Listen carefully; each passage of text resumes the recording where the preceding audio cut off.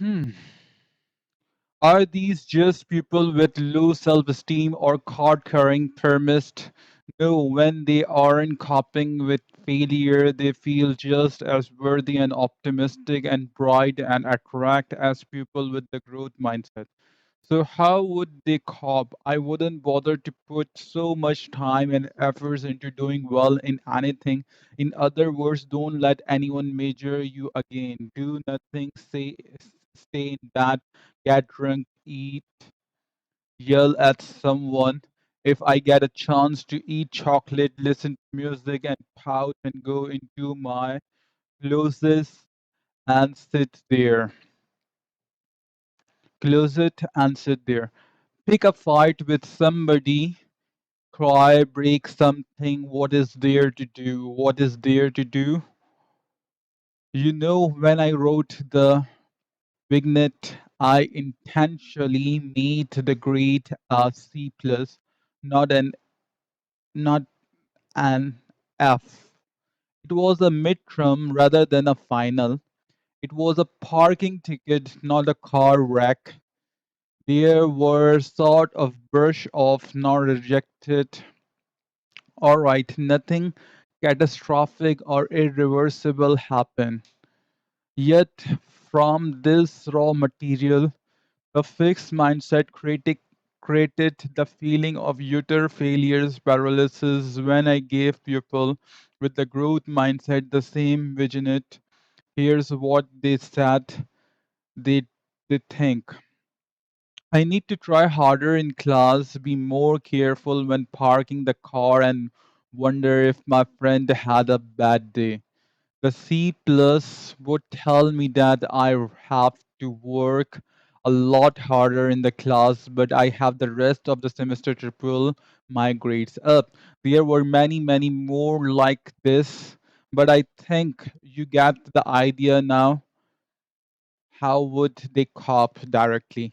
I start thinking about studying harder or studying in different ways for my next test in that class. I've paid the ticket and I've worked things out with my best friend at the best time we speak. I look at what was wrong on my exams, resolve to do better, pay my parking ticket, and call my friends to tell her I was upset the day before.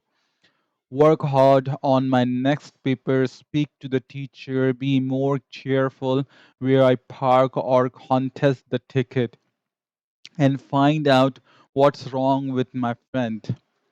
You don't have to have one mindset or the other to be upset. Who wouldn't be? Things like a poor grade or a rebuff from a friend or loved one, these are not fun event. No one was smacking their lips with relish. Yet those people with the growth mindset were not labeling themselves or throwing up their hands even though they felt distress. They were ready to take the risk, confront the challenges and keep working at them. So what's new? In this such a novel idea, we have a lot of saying that stress the importance of risks and the power of persistence, such as nothing ventured, nothing gained. So what's new? In such a novel idea, we have lots of saying that stress the importance of risk and the power of persistence, such as nothing venture, nothing gain. And if the first you don't succeed, try again. Or Rome wasn't built in a day. By the way, I was delighted to learn that the Italian have the same expression. What is truly amazing is that people with the fixed mindset would not agree. For them, it's nothing venture, nothing loss. If the first you don't succeed, you probably don't have the ability. If Rome wasn't built in a day, maybe it wasn't meant to be. In other words, risks and efforts are two things that might reveal your inadequacies and show that you were not up to the task. In fact, it's startling to see the degree to which people with the fixed mindset do not believe in putting in efforts or getting help. What's also new is the What also new is that people ideas about risks and efforts grows out of their more basic mindset. It's not just that same people happen to recognize the value of challenging themselves and the importance of effort. Our research has shown that this comes directly from the growth mindset. When we teach people the growth mindset with its focus on development, these ideas about challenge and efforts flow similarly. It's not just that some people happens to dislike challenge and efforts. When we temporarily put people in a fixed mindset with its focus one on permanent traits, they quickly fear challenge and devalue efforts. We often see books with titles like The 10 Secrets of World's Most Successful People crowding the shelf of bookstores, and these books may give many useful tips, but they usually list of unconnected pointers like take take more risks or believe in yourself, while you are the left admiring people who can do that. It's never clear how these things fit together or how you could ever become that way. So you are inspired for a few days, but basically the world most successful people still have their secrets. Instead, as you begin to understand the fix and the growth mindset, you will see exactly how one thing leads to another, how a belief that your qualities are curves and stones lead to a host of thoughts and actions, and how a belief that your qualities can be cultivated leads to a host of different thoughts and action. Your qualities taking you down an entirely different road. It's what we physically psychologists call an aha experience. Not only have I seen this in my research when we teach people a new mindset, but I get letters all the time from the people who have read my book. They recognize themselves as I read your article. I literally found myself just saying over and over again, this is me. This is me. They see the connections. Your article completely blew me away. I felt I had discovered the secret of the universe. They feel their mindset reorienting. I can certainly report a kind of personal revolution happening in my own thinking, and this is the exciting feeling. And they can put this new thinking into practice for themselves and others. Your work has allowed me to transform my work with children and see education through a different lens.